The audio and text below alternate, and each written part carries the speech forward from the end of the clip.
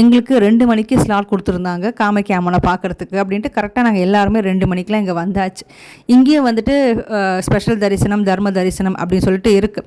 ஆனால் ஸ்பெஷல் தரிசனம்னா டேரெக்டாக அப்படியே போய்ட்டு நம்ம க்யூவில் காசு கொடுத்தோமா க்யூவில் போய் நின்றுட முடியாது. இங்கே வந்து பெரிய ஹால் ஒன்று இருக்குது, அங்கே ஸ்லாட்டாக வச்சு தான் கூட்டிகிட்டு போகிறாங்க, இவ்வளோ குரூப்பாக பீப்புள் அப்படின்னு சொல்லிட்டு.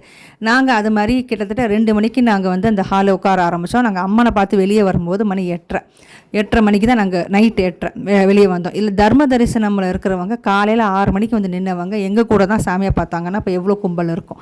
அதனால் பேஷண்ட்ஸோ குழந்தைய வச்சுருக்கிறவங்க இல்லை வயசானவங்கெல்லாம் சாப்பாடு கட்டி எடுத்துகிட்டு வந்துடுங்க, தண்ணி எடுத்துகிட்டு வந்துடுங்க குடிக்கிறதுக்கு, இல்லைனா ரொம்ப கஷ்டம். அதே மாதிரி இங்கே அம்பாள் வந்து சிகப்பு வடிவத்தில் தான் இருக்கிறதுனால தான் இங்கே எல்லாமே சிகப்பாகவே தெரியும். எங்கே பார்த்தாலும் சிகப்பாக தான் தெரியும்.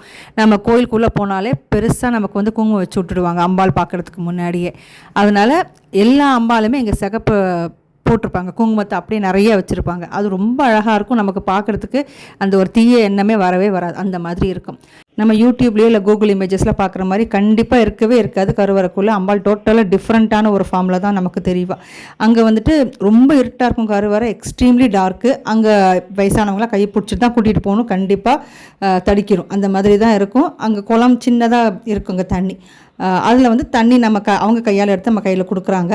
ஸோ அங்கே எங்கே உட்காந்து அந்த கோயில் எங்கே உட்காந்து சாமி கும்பிட்டாலும் மெடிடேட் பண்ணாலும் அம்பாளுக்கு போய் சேர்ந்துடும், கண்டிப்பாக போய் சேர்ந்துடும். அப்படி கருவறையிலே உட்காந்து ப்ரே பண்ணதுக்கான அர்த்தம் அப்படின்ட்டு சொன்னாங்க. நாங்கள் ப்ரே பண்ணிவிட்டு வந்தாச்சு. அங்கே துண்டு அந்த இந்த மாதிரி ரெட்டு கலரில் ஒரு இது கொடுத்துருந்தாங்க, ஒரு சால்வை மாதிரி. அது அம்பாள் மேலே போட்டு நாங்கள் எடுத்துகிட்டு வீட்டுக்கு வந்துட்டேன்.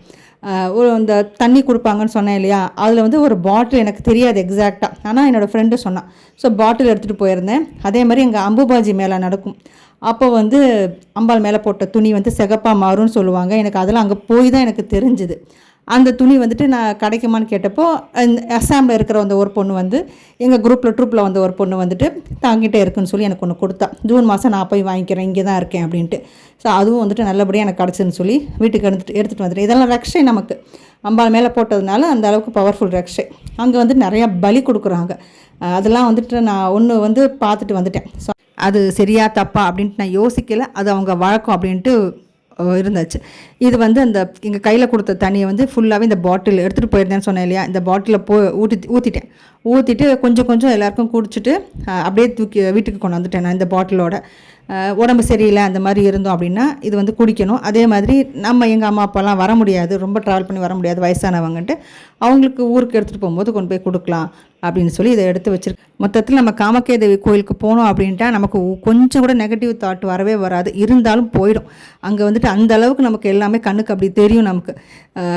அதாவது பெண்களை வந்துட்டு ரொம்பவே வந்து ப்ரைஸ் பண்ண, அதாவது ரொம்பவே வந்து பெருமையாக பண்ணக்கூடிய ஒரு விஷயந்தான் அங்கே இருக்குது. அதனால தான் வந்து ரொம்ப ஹாப்பியாக இருந்தது எனக்கு பார்க்குறதுக்கு. சில இது மூடியும் வச்சுருந்தாங்க, சில பேரோட கண்ணோட்டத்தில் இருக்க வேண்டான்ட்டு. எப்படி பிடிச்சிருந்தா ப்ளீஸ் லைக் அண்ட் சப்ஸ்கிரைப்.